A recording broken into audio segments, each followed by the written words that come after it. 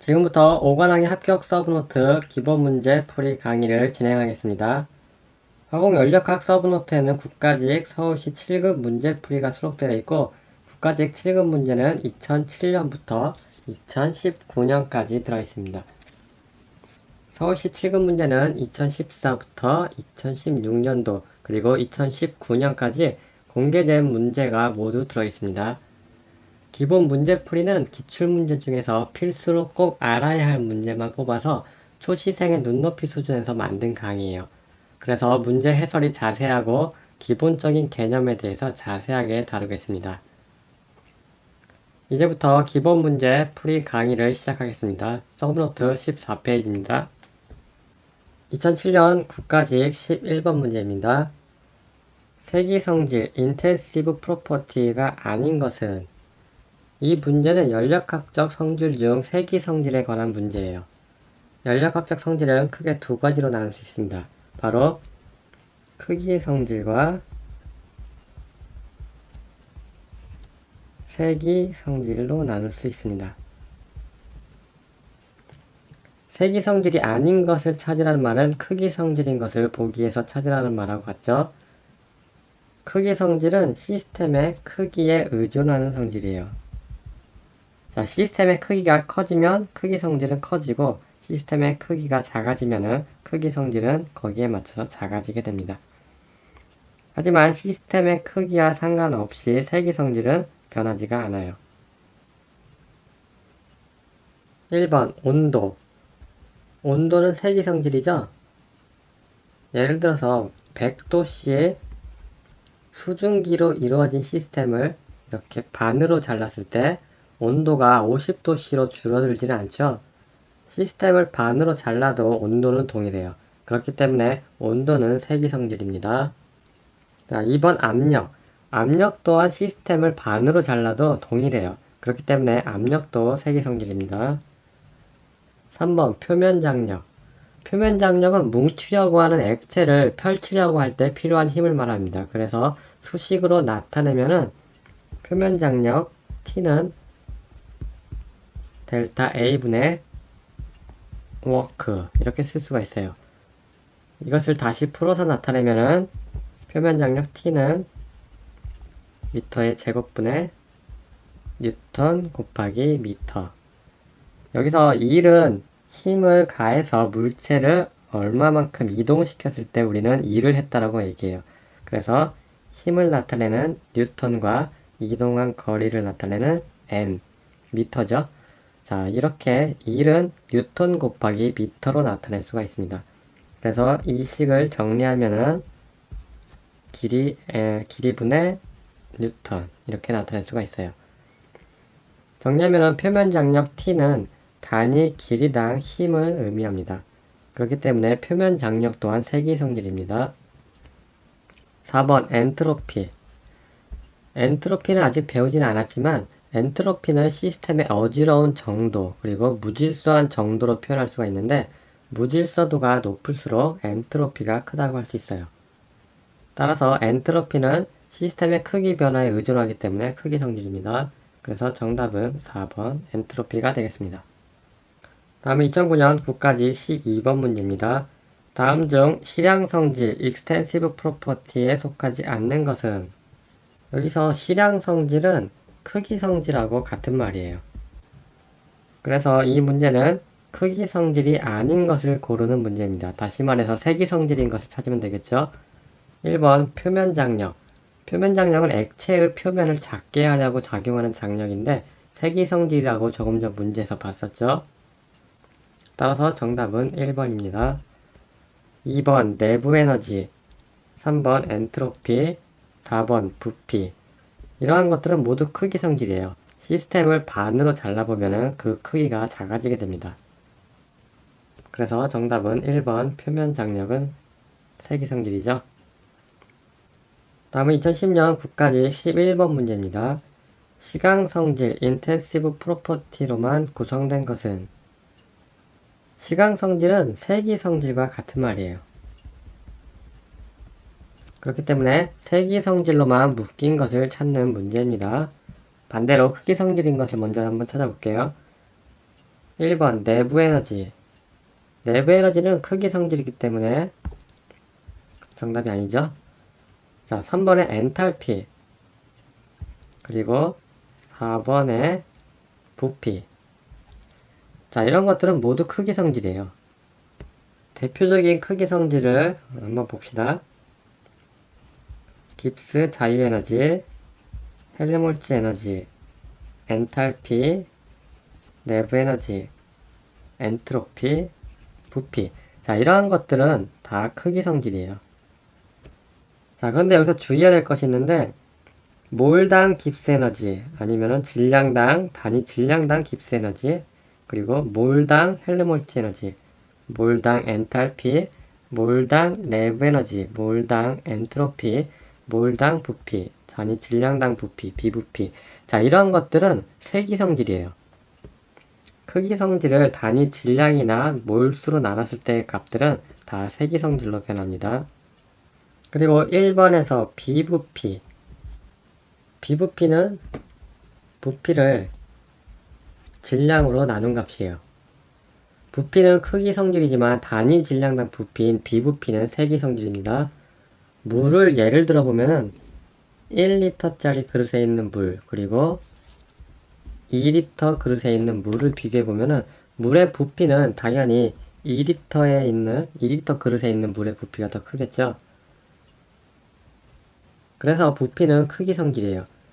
하지만 물 1리터 그릇에 들어있는 물 1g, 그리고 2리터 그릇에 들어있는 물 1g의 부피는 서로 같습니다.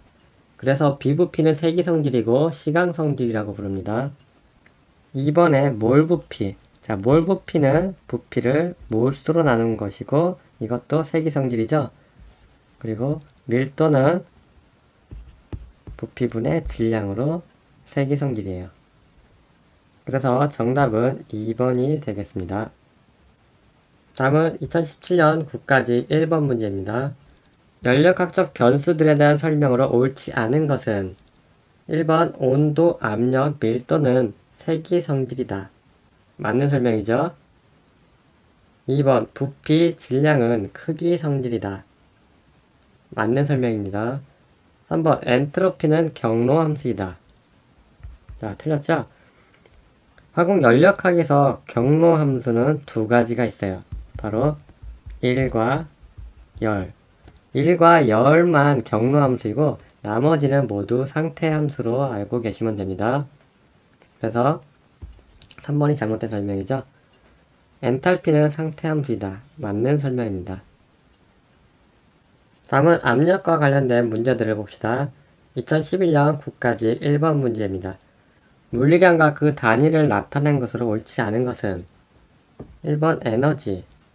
1이나 열은 에너지의 단위를 갖습니다. 예를 들어서 1은 힘 곱하기 이동한 거리 이렇게 나타낼 수가 있는데 여기서 힘은 F로 나타낼 수가 있고 이동한 거리는 S로 나타낸다면은 힘 F는 뉴턴이 기본 단위가 되고 그리고 이동한 거리는 미터로 나타낼 수 있을 거예요. 자, 여기서 뉴턴은 질량 곱하기 가속도로 나타낼 수가 있습니다. 이것을 다시 나타내면은 킬로그램 곱하기 가속도는 미터 퍼 세크의 제곱 그리고 미터 이렇게 곱하고 정리를 하면은 에너지는 킬로그램과 미터의 제곱 그리고 세크의 마이너스 2승으로 나타낼 수가 있겠네요. 그래서 에너지의 단위가 맞게 쓰여져 있습니다. 2번 길이 옹스트롱. A 위에 동그라미 표시가 되어 있는 것은 옹스트롱이라고 읽고 길이를 나타내는 단위예요. 1옹스트롱은 10의 마이너스 10승 미터입니다. 3번 압력. 압력을 P로 나타내면은 P는 단위 면적 A분의 힘 F로 쓸 수가 있어요. 이게 압력의 정의입니다. 그리고 힘은 질량 M 곱하기 가속도로 나타낼 수가 있고 다시 풀었으면은 F는 질량 킬로그램 곱하기 가속도 미터 퍼 세크의 제곱, 그리고 단면적은 미터의 제곱으로 쓸 수가 있죠. 그래서 이 식을 정리하면은 압력은 킬로그램 곱하기 미터의 마이너스 1승, 그리고 세크의 마이너스 2승으로 정리가 됩니다.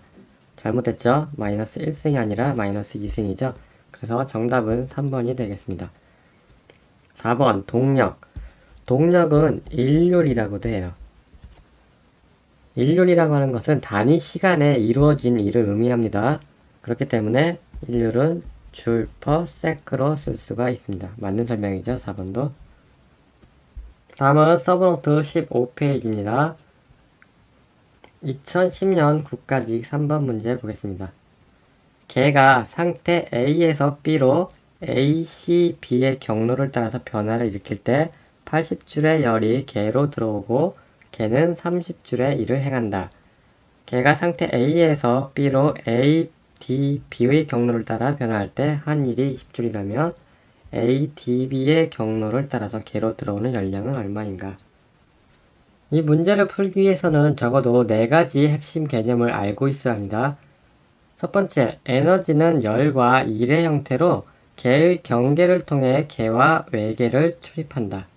자, 이 말이 무슨 말이냐면은 우리가 관심을 두는 어떠한 대상을 시스템이라고 했을 때 이 시스템은 바운더리라고 하는 경계, 그리고 서라운딩이라고 하는 외계, 자, 이렇게 이루어져 있을 거예요. 그리고 이 시스템과 외계는 에너지가 출입을 할 수 있는데 이때 출입 과정은 열이나 일의 형태로서 출입을 한다는 말이에요. 이것을 나타내는 것이 연력학 제1법칙이고 델타 U는 Q 플러스 W로 나타나게 됩니다. 자, 그리고 세 번째, Q와 W, 1과 열은 경로함수예요. 그렇지만 1과 열을 합친 델타 U, 내부 에너지의 변화는 상태 함수입니다. 그리고 네 번째 개념은 화공연력학에서의 부호 약속이에요. 화공연력학에서는 우리가 관심을 두는 시스템에 들어온 물리량에 대해서는 플러스 부호를 취하고, 그리고 시스템에서 서라운딩으로 나가는 물리량에 대해서는 마이너스 부호를 취하기로 약속을 했어요. 이렇게 4가지 핵심 개념을 알고서 문제를 풀어봅시다. 이런 문제를 풀 때는 문제에서 주어진 정보를 그림에다가 나타내면 훨씬 더 쉽게 풀 수가 있습니다. 시스템에 출입하는 열과 일에 대해서 그림이 나타내면은 A, C, B 경로에서 80줄이 열의 형태로 들어왔기 때문에 Q는 플러스 80줄 이렇게 쓰고, 그리고 시스템에서 서라운딩으로 30줄만큼의 일을 했기 때문에 W는 마이너스 30줄. 시스템에서 서라운딩으로 나가는 물리량이기 때문에 마이너스 부호를 붙인 겁니다. 그리고 ADB 경로에서 시스템에서 서라운딩으로 20줄만큼 일을 했기 때문에 W는 마이너스 20줄이 됩니다. 그리고 문제에서 구하고자 하는 것은 ADB 경로를 따라서 시스템으로 들어오는 열을 구하는 게 문제죠. 그래서 Q값은 얼마인가? 이것을 구하는 게 문제예요. 열과 일은 경로함수이지만 열과 일의 합인 내부 에너지는 상태함수라고 그랬죠. 이 개념을 적용하면은 A점에서 B점으로 ACB 그리고 ADB 이렇게 2가지 경로로 변화할 때 경로함수는 그 값이 달라져요. 그렇기 때문에 Q값과 W값은 서로 다르죠. 하지만 상태함수는 그 값이 달라지지 않습니다. 내부 에너지는 상태함수라고 했죠. 그래서 시작점 A 그리고 끝나는 점 B, 시작점과 끝나는 점이 같다 그런다면은 내부 에너지는 어디로 갔든지 간에 같은 값을 갖게 돼요. 그게 바로 상태함수의 중요한 성질입니다. 그래서 ACB로 가든지 ADB로 가든지 상관없이 내부 에너지 변화는 똑같아요. ACB 공정의 내부 에너지 변화를 델타 U1이라고 하면은 연력학 제1법칙을 적용해서 나타내면은 델타 U1은 Q1 플러스 W1이라고 쓸 수 있겠죠. 이 식에다가 주어진 열과 일의 값으로 대입하면은 델타 U1은 80줄 플러스 마이너스 30줄. 그래서 델타 U1은 50줄이 됩니다. 마찬가지로 A, D, B 공정의 내부 에너지 변화를 델타 U2라고 한다면은 연력학 제1법칙을 적용해서 Q2 플러스 W2로 나타낼 수가 있겠죠. 주어진 값을 대입하면은 Q2 플러스 마이너스 20줄이 될 거예요. 내부 에너지 U는 상태 함수이기 때문에 시작점과 끝점이 같은 상황에서는 델타 U1은 델타 U2와 같다고 놓을 수 있을 거예요. 여기서 델타 U1은 50줄이었죠. 여기서 50줄로 계산이 됐었죠. 그렇기 때문에 델타 U2도 50줄이에요. 위에서 델타 U2는 Q2 플러스 마이너스 20이었고 이 값이 50줄일 거예요. 정리하면은 Q2는 70줄이 됩니다. 그래서 정답은 3번이 되겠습니다. 다음은 서브노트 16페이지 9까지 2017년 13번 문제입니다. 이 문제에서 핵심 개념 두 가지는 알고서 문제를 풀어야 돼요.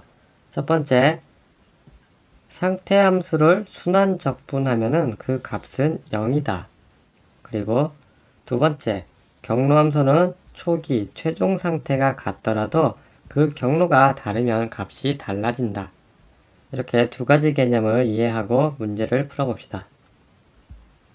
1번 A, C, B, D, A 순환 경로의 내부 에너지 변화량은 0이다.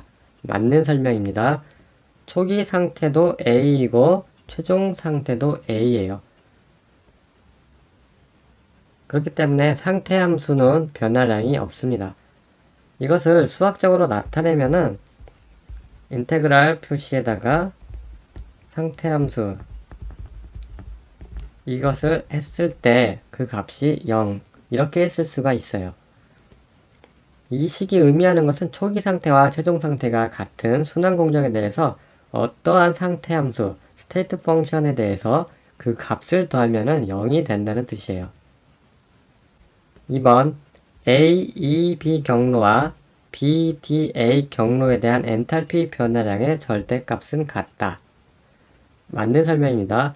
엔탈피는 상태 함수이고 AEB는 이렇게 아래 공정이죠. 그리고 다시 BDA 이렇게 되돌아오는 공정이에요. 이러한 순환 공정에 대해서 상태 함수의 순환 적분 값은 0이 됩니다. 수학적으로 쓰면은 인테그랄 DH는 0이다. 이렇게 쓸 수가 있습니다.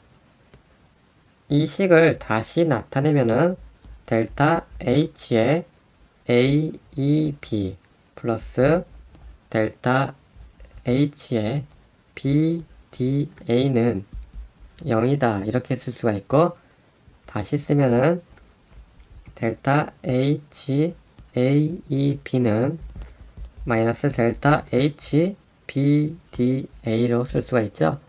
양변에 절대값 기호를 붙이면은 그 값은 같아진다는 것을 알 수가 있어요. 그래서 2번은 맞는 설명입니다. 3번 A, C, B 경로와 그리고 A, E, B 경로에서 한 일의 양은 서로 다르다. 맞는 설명이죠? 초기 상태 A에서 최종 상태 B로 변할 때 그 경로가 서로 다르면은 경로 함수는 그 값이 달라져요. 1은 경로 함수이기 때문에 경로가 달라진다면은 그 값은 달라집니다. 그래서 3번은 맞는 설명이에요. 4번 A, C, B, D, A 순환 경로에서 한 1은 0이다. 틀렸죠? 1은 경로 함수이기 때문에 순환 공정이라고 하더라도 그 값이 0이 되지는 않아요. 지문을 옳게 바꾸면은 A, C, B, D, A 순환 공정에서 내부 에너지 변화는 0이다. 그리고 엔탈피 변화는 0이다. 깁스 에너지 변화는 0이다. 엔트로피 변화는 0이다. 이렇게 바꾸면 맞는 설명이 됩니다. 그래서 정답은 4번입니다. 다음은 2018년 국가직 16번 문제입니다.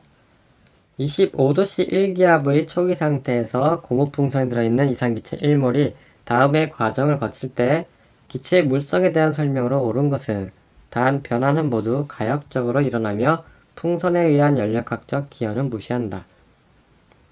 자, 가공정은 초기 상태에서 온도를 100도씨로 올렸다가 원래 상태인 25도씨로 변화시키는 공정이고, 나공정은 초기 상태 25도씨인 초기 상태에서 온도를 0도씨로 내렸다가 원래의 상태인 25도씨 상태로 다시 변화시킨 거예요.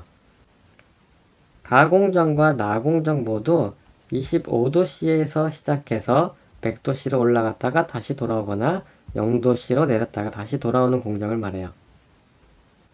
1번 가의 경우에 일어나는 내부 에너지의 변화가 나의 경우에 일어나는 내부 에너지의 변화보다 크다. 아니죠? 내부 에너지는 상태 함수이기 때문에 내부 에너지 변화량은 가의 경우나 나의 경우나 똑같아요. 그리고 그 변화량은 0입니다. 그리고 2번 가의 경우에 일어나는 깁스 자유 에너지의 변화가 나의 경우에 일어나는 깁스 자유 에너지의 변화보다 크다. 틀렸죠? 깁스 에너지도 상태 함수이기 때문에 가나 나처럼 다시 되돌아오는 순환 공정에 대해서는 그 변화량이 0이고 서로 같아요. 3번 가의 경우에 일어나는 엔탈피의 변화가 나의 경우에 일어나는 엔탈피의 변화보다 크다. 잘못됐죠? 엔탈피도 상태 함수이기 때문에 가공정과 나공정의 엔탈피 변화는 서로 같고 델타 H는 0으로 똑같습니다. 보기 4번 가와 나에서 엔트로피 변화는 0이다. 맞는 설명이죠? 엔트로피 또한 상태 함수이기 때문에 가공정, 나공정, 다시 되돌아오는 순환공정에 대해서는 그 변화량은 0이고 가공정이나 나공정 모두 같아요. 그래서 정답은 4번이 되겠습니다. 서브노트 17페이지입니다. 2007년 국가직 12번 문제예요. 이 문제에서 핵심 개념을 알아봅시다. 이 문제에서는 적어도 4가지의 핵심 개념을 알고 있어야 돼요. 가역 등원 공정에 대해서 일의 크기를 구할 수 있는가? 그리고 이산기체의 경우에 대해서는 내부 에너지는 온도만의 함수라는 사실 알고 있는가? 그리고 화공연력학에서의 부호 약속을 알아야 되고, 그리고 닫힌 계에 대해서 연력학 제1법칙의 수학적 표현 델타 U는 Q 플러스 W를 알고 있는가? 이렇게 4가지 핵심 개념을 머릿속에 두고 문제를 풀어봅시다. 문제를 풀기 전에 서브노트 8페이지 잠깐 봅시다. 1의 크기를 구하려면 1의 정의식 dw는 -pex dv 이 관계식으로부터 시작을 해야 돼요. 여기서 PEX는 우리의 관심 대상인 시스템을 기준으로 볼 때 외부에서 가해지는 외압이에요. external pressure입니다. 외부 압력이에요. 정의식은 식 그대로 의미를 잘 기억하셔야 돼요. 여러가지 책에서 dw는 -pdv 이렇게 쓰는 책도 있고 dw는 pdv 이렇게 표현하는 책도 있어요. 제 강의에서는 항상 W는 -PEXDV로 쓰고 해석하겠습니다. 기계공학이나 물리학 같은 학문에서는 이를 dW는 PDV로 쓰기도 하는데 화공연력학에서는 dW는 -PEXDV를 쓰는 것이 일반적이에요. 1의 크기를 계산하려면은 1에 대한 미분식을 적분해야 돼요. 수식으로 쓰면은 dW의 인테그랄 그리고 -PEXDV의 인테그랄. 자, 이렇게 쓸 수가 있는데 좌측의 인테그랄 dW는 1W가 경로함수이기 때문에 적분하면은 그냥 W로 돼요. 델타 W가 아니라 그냥 W로 되는 겁니다. 자, 이해가 안 갈 수도 있지만 지금은 수학적으로 고민하는 것보다 받아들이는 게 좋아요. 그래서 dW를 적분하면은 그냥 W가 된다는 것. 그리고 우측에 PEXDV를 적분하려면은 P와 V 간의 관계식이 필요해요. 이런 것들은 문제에서 여러가지 단서를 제공하는데 이 문제에서는 첫 번째로 가역공정이라는 단서를 주어졌고, 그리고 두 번째 조건은 시스템이 이상기체라는 단서를 줬어요. 그리고 세 번째로 등원공정이라는 단서를 줬습니다. 첫 번째 가역공정, 그리고 두 번째는 시스템이 이상기체라는 것, 그리고 세 번째는 등원공정이라는 것. 자, 이러한 단서들을 이용해서 문제를 풀어야 돼요. 문제를 풀 때는 항상 이러한 스텝을 밟는 것이 중요합니다. 이런 과정을 거쳐야지만 문제가 꼬여도 그래도 원칙을 지키면서 문제에 접근할 수가 있는 거예요. 그래서 만약에 가역공정이 아니라면 어떻게 해야 되나? 그리고 시스템이 이상기체가 아니라면 어떻게 하지? 그리고 등원공정이 아니라면 이러한 생각을 갖고 스텝 바이 스텝으로 문제풀이에 접근해 봅시다. 자, dw-p-exdv를 이제 적분을 해야 되는데 문제에서 주어진 조건이 뭐였죠? 가역공정이었죠?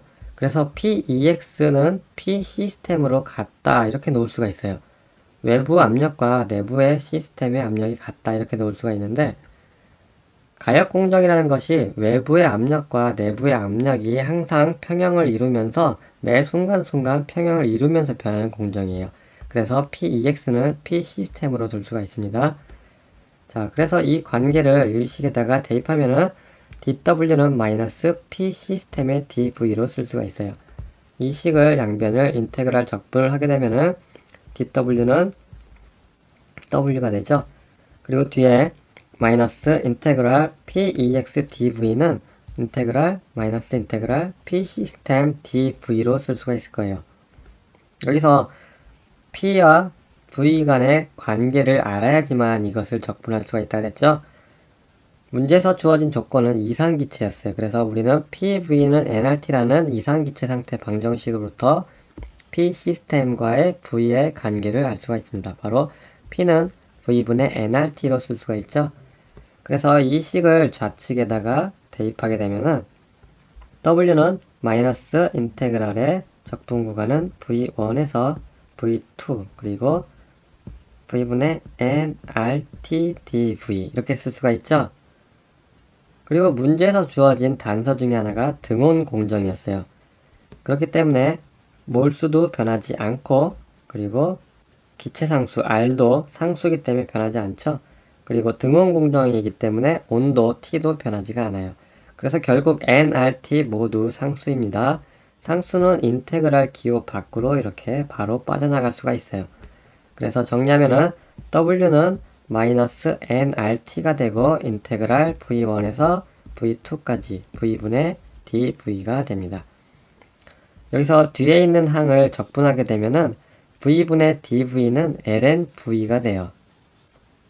그래서 V1에서 V2까지 적분하게 되면은 lnV2 lnV1이 되고 이것을 다르게 표현하면은 lnV1분의 V2로 쓸 수가 있습니다. 그래서 정리하면은 W는 마이너스 nRT ln V1분의 V2라는 아주 중요한 공식을 얻게 됩니다. 자, 이 공식이 어떻게 나왔을까요? 여러 가지 조건들이 있었죠? 이상기체였고 그리고 등온 공정이었어요. 그리고 가역 공정이었죠? 자, 이렇게 이상기체가 가역적으로 등원 공정을 거칠 때 그때 1의 크기를 우리는 W는 마이너스 nRT ln V1분의 V2로 계산할 수가 있습니다. 아주 중요한 공식이기 때문에 외우셔야 합니다. 이상기체이고 등원 공정이고 가역 공정일 때 그때 1의 크기는 W는 마이너스 nRT ln V1분의 V2가 됩니다. 자, 이제 문제로 다시 돌아가겠습니다. 이상기체의 가역공정 그리고 등원공정에서의 1의 크기는 W는 마이너스 nRT ln V1분의 V2로 계산한다 그랬죠? 자, 문제에서 부피 값이 주어지지 않고 압력만 주어졌어요. 그렇기 때문에 우리가 모르는 부피를 우리가 알고 있는 압력항으로 바꿔야 됩니다. 이 식을 다시 쓰면은 마이너스 nRT의 ln V2는 어떻게 쓸 수가 있죠? 이상기체 상태 방정식으로부터 V2는 P2분의 nRT2 이렇게 쓸 수가 있죠. 그리고 V1은 P1분의 nRT1 이렇게 쓸 수가 있어요. 하지만 등원 공정이기 때문에 T1, T2 이렇게 쓰는 것보다 그냥 T로 쓰는 게 낫겠죠. 그래서 이 식을 여기다가 대입하게 되면은 W는 마이너스 nRT에 ln V2는 T2 나누기 P2 이렇게 쓸 수가 있고, 그리고 V1은 nRT1에 P1 이렇게 쓸 수가 있죠. 여기서 nRT, t는 등원 공정이기 때문에 t1과 t2가 같아요. 그래서 이렇게 지워지게 되고, 정리하면은 w는 마이너스 nRT ln P2분의 P1이 됩니다. 여기서 자리가 서로 바뀌어서 이렇게 표현된 거예요. 자, 그래서 정리하면은 W는 마이너스 nRT ln V1분의 V2 부피로 표현할 때는 이런 식이 되고, 그리고 압력으로 나타나게 되면은 위치가 바뀌어서 W는 마이너스 nRT ln P2분의 P1이 됩니다. 나중에 문제를 풀다 보면은 이러한 관계식을 가지고 이렇게 P2 그리고 V와 P를 바꿔 쓰는 경우가 생기는데, 이것이 성립하는 것은 등원 공정일 때만 그런 거예요. 나중에 단열 공정이라든지 이런 공정에 대해서는 이렇게 바꿔서 표현할 수가 없습니다. 항상 주의하셔야 돼요. 등원 공정에 대해서만 V와 P의 자리를 바꿔서 이렇게 쓸 수가 있는 거예요. 자, 다시 쓰면은 1W는 마이너스 nRT ln V1분의 V2고, 이것은 nRT ln P2분의 P1으로 쓸 수가 있어요.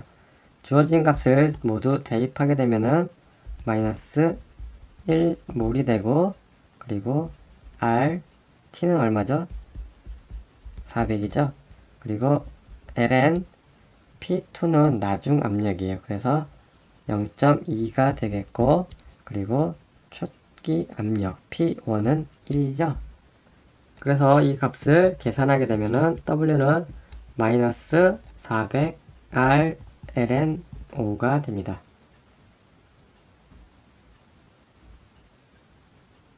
그리고 문제에서 시스템이 얻은 열 Q를 구하라 그랬죠? 이것은 닫힌 개의 연력학 제1법칙의 수학적 표현 델타 U는 Q 플러스 W. 자, 이 관계식으로부터 계산할 수가 있어요. 여기서 중요한 것은 이산기체의 내부 에너지는 온도만의 함수라는 것을 이용하셔야 돼요. 이산기체의 내부 에너지는 온도가 변하지 않으면 변하지 않습니다. 이산기체의 내부 에너지는 온도만의 함수이다. 아주 중요한 사실입니다. 그렇기 때문에 이산기체의 내부 에너지는 이 시스템이 등원 공정이에요. 자, 400켈빈으로 등원 상태를 유지하면서 변하는 공정이기 때문에 등원 공정, 이산기체의 등원 공정에 대해서는 델타 U는 0이 되기 때문에 우리가 구하고자 하는 Q는 마이너스 W로 계산을 할 수가 있습니다. 위에서 Q 값이 마이너스 400R ln 5였죠. 그래서 Q는 플러스 400R ln 5가 되겠습니다. 이렇게 풀면은 정답이 2번이어야 되는데 실제 정답은 3번이었어요. 이런 문제는 화공 연력학에서 부호 약속에 대한 해석 때문에 생기는 문제라고 할 수 있습니다. 현재 연력학적 부호 약속은 시스템 안으로 들어온 값에 대해서는 플러스, 그리고 시스템에서 밖으로 나가는 물리량에 대해서는 마이너스로 쓰는 것이 약속이에요. 요즘에는 이렇게 부호에 따른 논란이 생기지 않도록 절대값을 씌우거나 아니면은 숫자가 다르게 문제를 출제를 합니다. 이번 문제는 부호 약속에 대한 잘못된 문제이기 때문에 주의하시기 바랍니다. 다음은 2008년 국가직 2번 문제입니다. 어떤 기체가 1ATM에서 가역 과정을 통해 10비트 상승에서 18비트 상승으로 등압 팽창하였을 때 이 기체가 한 1의 양 BTU는 얼마인가? 단 1BTU는 778비트 곱하기 파운드 포스이다. 이 문제를 풀기 위한 핵심 개념 살펴봅시다. 자, 첫 번째로 등압 팽창하는 기체의 일의 크기를 구할 줄 알아야 합니다. 그리고 두 번째, 단위 환산을 할 줄 알아야 합니다.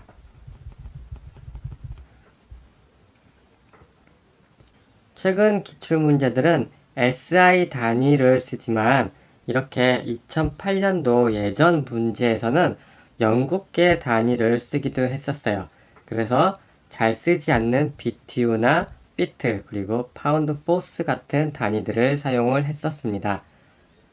그렇지만 화공 기사를 제외한 국가직 공무원 시험에서는 영국계 단위는 잘 쓰지 않고 대부분 SI 단위를 쓰고 있습니다.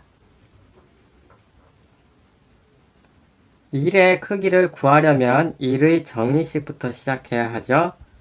dW는 마이너스 PEX dV로부터 시작해서 양변을 적분하면은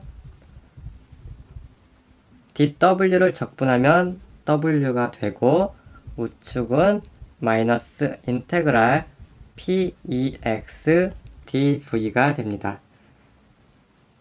문제에서 가역 과정으로 주어졌기 때문에 시스템의 압력은 외부의 압력과 항상 평형 상태를 유지한다고 했었죠. 그래서 우리는 PEX는 P 시스템이라고 둘 수가 있는 거예요. 그래서 위에 있는 식은 W는 마이너스 인테그랄 PSYS dV 이렇게 쓸 수가 있습니다. 이 식을 적분하려면은 P와 V 간의 관계식을 알아야 해요. 문제에서 주어진 PV 관계식이 뭐죠? 여기서는 등압 팽창이라는 단서를 주었습니다. 등압 공정이기 때문에 V에 상관없이 P는 상수예요. 다시 말해서 부피가 커지는 팽창 과정이지만 압력은 변하지 않고 일정하다는 의미입니다. 여기서 P 시스템은 상수이기 때문에 적분기호 밖으로 나갈 수가 있고 이 식은 W는 마이너스 P 시스템 인테그랄 dV가 됩니다.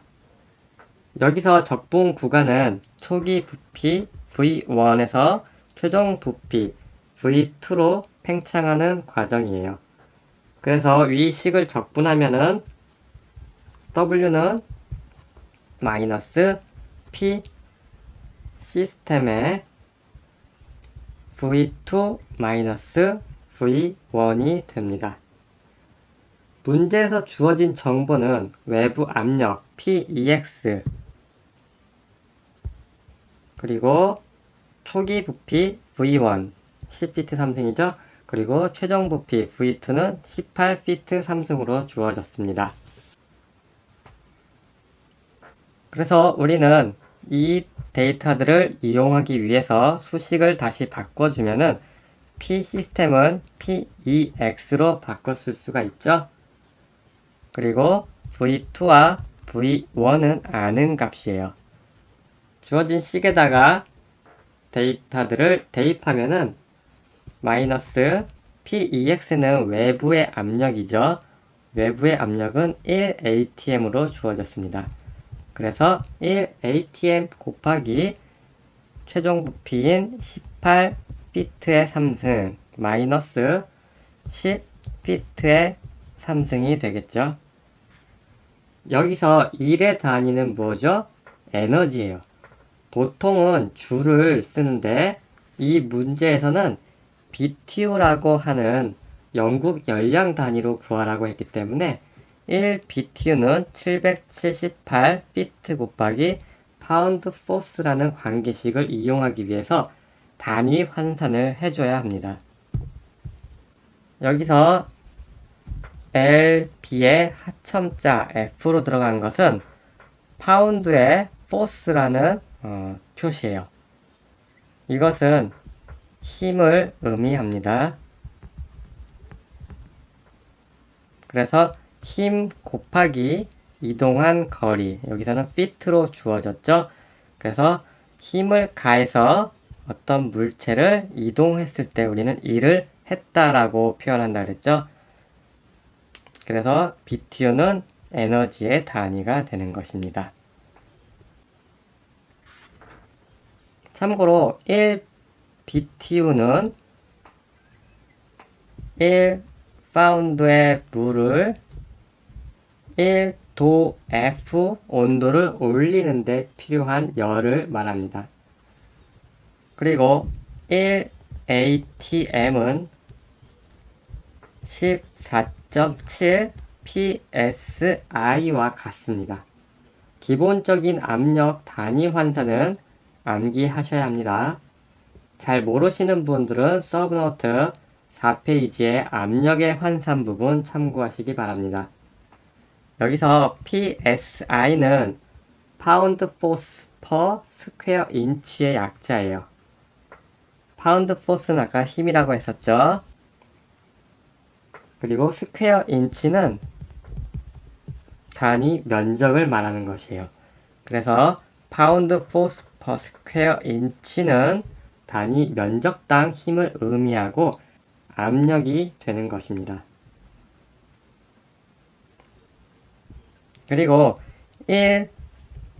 1fit는 12인치라는 것도 알고 있어야 합니다. 주어진 관계식을 이용해서 W를 구하면 마이너스 1atm 곱하기 8fit의 3승, 이것들을 단위 환산을 해주면은 1atm은 14.7 psi가 되죠. 그리고 1psi는 pound force per square inch, 이렇게 쓸 수가 있습니다. 그리고 단위를 맞춰주기 위해서 인치 제곱을 fit로 바꿔줘야겠죠. 그래서 1fit는 12인치라고 하는 관계식을 이용해서 단위 환산을 해줍니다. 그리고 주어진 관계식 778 피트 파운드 포스가 1 BTU라는 관계식을, 주어진 식을 정리하면은 ATM은 지워지고 PSI 지워지고 스퀘어 인치 지워지고 피트의 제곱, 그리고 피트의 3승이 지워지고 파운드 포스 지워지고 BTU 단위만 남겠죠. 이 값을 계산하면은 21.8 BTU가 됩니다. 그래서 정답은 2번이 되겠습니다.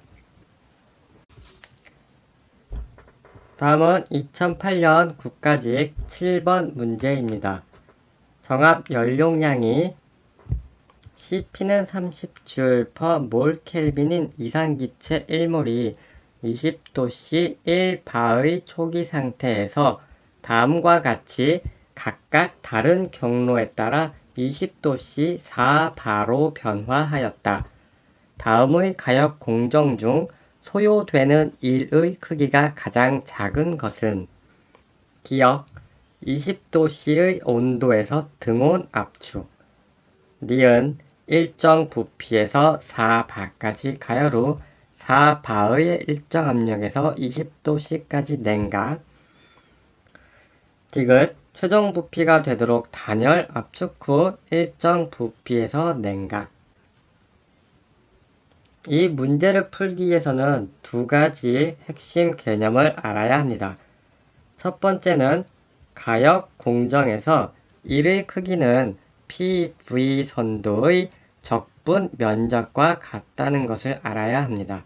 그리고 두 번째, 여러 가지 공정에 대해서 PV 선도상의 기울기가 어떻게 그려지는지 알아야 합니다. 이러한 핵심 개념을 머릿속에 두고 문제를 풀어봅시다. 1의 크기를 구하기 위해서는 W는 마이너스 Pex dv를 인테그랄해서 구할 수가 있습니다. 여기서 외부 압력 Pex는 문제에서 가역 공정이라는 조건이 주어졌기 때문에 Pex는 P 시스템과 같다고 둘 수 있습니다. 가역 공정일 경우에 시스템의 압력은 외부의 압력 Pex와 항상 평형을 이루면서 변화하는 공정이기 때문에 이렇게 Pex는 P 시스템이라고 둘 수 있습니다. 그래서 이 식은 W는 마이너스 인테그랄 P 시스템 dv가 됩니다. 이 식의 의미는 PV 곡선 아래의 적분 면적을 의미합니다. 서브노트 9페이지 잠깐 보겠습니다. PV 선도에서 공정별 기울기는 정적 공정일 경우에는 수직으로 이렇게 그려지게 됩니다. 단열 공정이 그 다음 가파른 기울기를 가지고 이렇게 그려지게 됩니다. 그 다음은 폴리트로픽 공정, 그리고 등온 공정, 정압 공정 순으로 이런 식으로 그려지게 됩니다. 여러분은 이 공정들에 대한 기울기를 암기하셔야 문제를 쉽게 풀 수가 있습니다. 기울기는 VR 폴 TP 이렇게 외우시면 되겠습니다. VR 폴 TP 정적 공정이 가장 가파른 기울기를 갖고 그리고 단열 공정 그리고 폴리트로픽 공정 등온 공정 정압 공정 순으로 기울기가 가파르게 그려진다는 것을 암기하셔야 합니다. 다시 문제로 돌아가겠습니다. 이 문제는 기역, 니은, 디귿의 가역 공정들에 대해서 소요되는 1의 크기가 가장 작은 공정을 묻는 문제입니다. 기역, 니은, 디귿 각 공정들을 PV 선도에 그려보고 그 면적을 비교해서 가장 작은 면적을 찾으면 되겠죠. PV 선도에서 초기 상태는 1바 20도씨죠.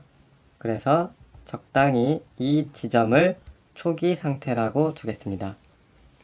그리고 기역, 니은, 디귿의 공정을 거쳐서 최종적으로 20도씨 4바로 변화하게 됩니다.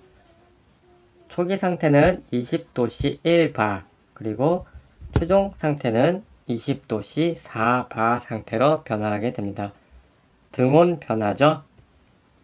그래서 PV 선도에서 등온 곡선을 그리면 이렇게 그려질 겁니다.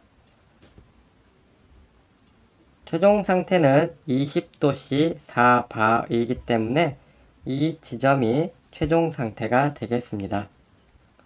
기역, 니은, 디귿 공정을 PV 선도상에 나타내고 그 적분 면적의 크기를 비교하면은 어떤 공정이 가장 1의 크기가 작은지 비교할 수가 있겠죠? 기역 공정은 20도씨의 온도에서 등온 압축 공정입니다. 그래서 이 등온선은 T가 20도씨인 등온선입니다. 그래서 기역 공정은 등온선을 따라서 이렇게 그려지게 됩니다. 니은 공정은 일정 부피에서 4바까지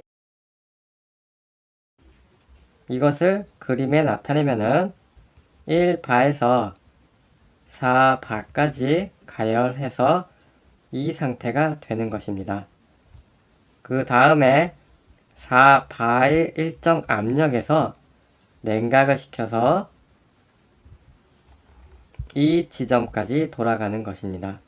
그래서 니은 공정은 이렇게 그려지게 됩니다.